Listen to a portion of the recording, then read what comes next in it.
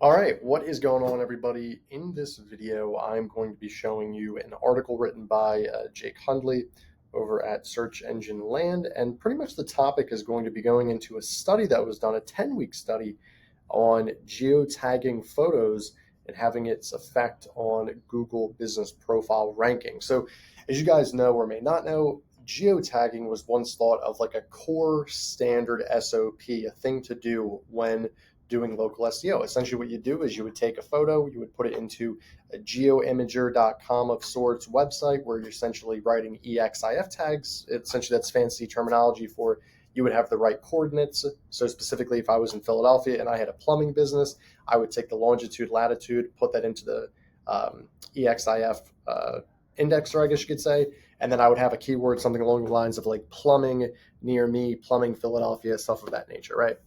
And then essentially what would happen is over time, the thought process would be Google is going to actually index those photos and have a higher ranking on Google, okay?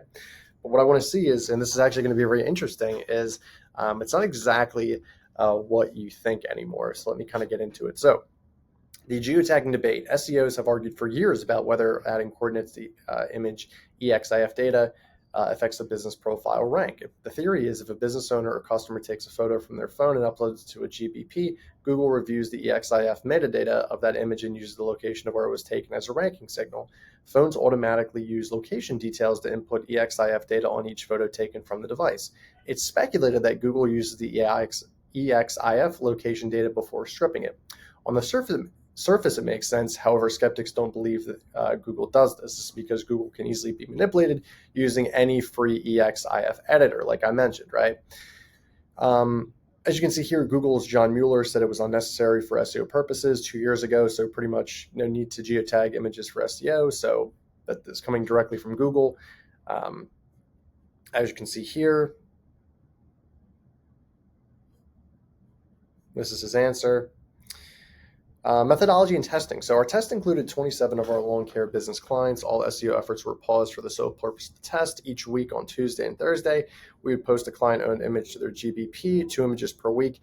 We then selected 2 towns in the service area that needed improvement, blah, blah, blah. They would use Local Falcon, which is a really good reporting tool to essentially see the testing period and the data. So they ran multiple reports. They included lawn care near me, lawn care in a certain town, etc. The control period. So maintain the image posting schedule, stripped all EXIF data to ensure only variables and test ordering were the coordinates, which is very important, monitoring the same keywords to set a baseline, and then paused all SEO efforts for all 27 locations. So you can get a good understanding of what is actually, to be done, or I'm sorry, what like benefits you actually get from this, right?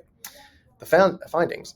Most of what we found validated the skeptic statements, but that doesn't mean we ignored the geotaggers. This is interesting. So this is everything they did here. So the service plus city. In our example, when images were geotagged with their coordinates, both Garrisonville and Little Falls saw decreases in rank for lawn care Garrisville and lawn care Little Falls. The conclusion, geotagging had zero impact whatsoever, had no impact whatsoever. Service and near me.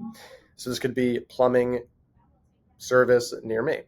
This one surprised me, and it had statistical significance. Garrisonville and Little Falls saw an overall increase in rank for lawn care near me queries. So this is something to check out. Service plus near me COI. So center of business address. This monitors the rank of your target keywords. EXIF data had no effect on the business's actual location for near me queries. The rankings dropped a lot more when EXIF data was added to the images targeting different areas.